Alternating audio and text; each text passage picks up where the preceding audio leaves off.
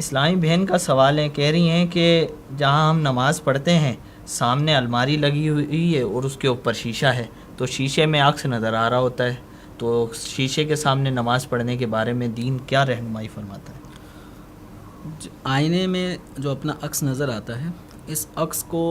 وہ تصویر کا جو جیسے جس جگہ تصویر ہو، تعظیم کے ساتھ آویزاں ہو، تو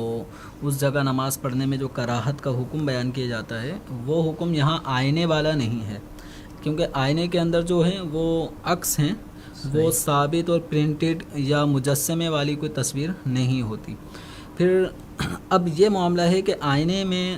آئینہ سامنے ہونے کی صورت میں جو نماز پڑھی جائے گی، اگر سجدے کی طرف ہی نظر رکھی جائے اور اپنے آپ کو آئینے میں نہیں دیکھا جا رہا تو نماز میں کوئی حرج نہیں ہے۔ البتہ اگر نماز پڑھنے میں بار بار نظر اگر آئینے کی طرف جاتی ہے اور توجہ بڑھتی ہے تو اب کراہت تنزیہی کا حکم آئے گا کہ نماز میں ایسی مشغولیت کو ساتھ ساتھ لے کے چلنا کہ جس سے نماز میں توجہ بڑھ رہی ہو، تو اس سے کراہت کا تنزیہی کا حکم بیان کیا جاتا ہے۔ تو جو آئینہ ہے اور آئینے میں اپنی تصویر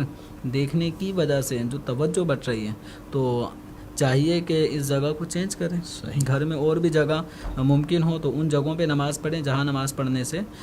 توجہ نہ بٹے۔ جیسے آپ نے توجہ کے حوالے سے ارشاد فرمایا، تو بعض اوقات اس طرح کے جائے نماز بھی ہوتے ہیں جس میں بہت زیادہ نقش و نگار ہوتا ہے، تو اس سے بھی بعض اوقات توجہ بڑھ جاتی ہے، تو ان کے اوپر نماز پلین جائے نماز ہو، صحیح، یعنی اس میں بہت زیادہ نقش و نگار نہ ہوں، تو اس میں توجہ بٹنے کے معاملات قدرے کم یا گویا نہیں بٹتے، لیکن جو نقش و نگار والی ہیں تو ان کے اندر توجہ بٹ رہی ہوتی ہے، ان کے ڈیزائنوں کو، پھول پتیوں کو آدمی دیکھ کر توجہ بٹنے کا کوئی بھی ذریعہ ہو، چاہے مطلب یہ جائے نماز ہو یا سجدے والی سامنے کی طرف جو جگہ ہے اس جگہ پہ کوئی ایسی چیزیں رکھی ہوں کہ جن کو دیکھنے سے توجہ بڑھتی ہے، یا بسا اوقات اخبارات یا کوئی کتابیں رکھی ہوئی ہیں،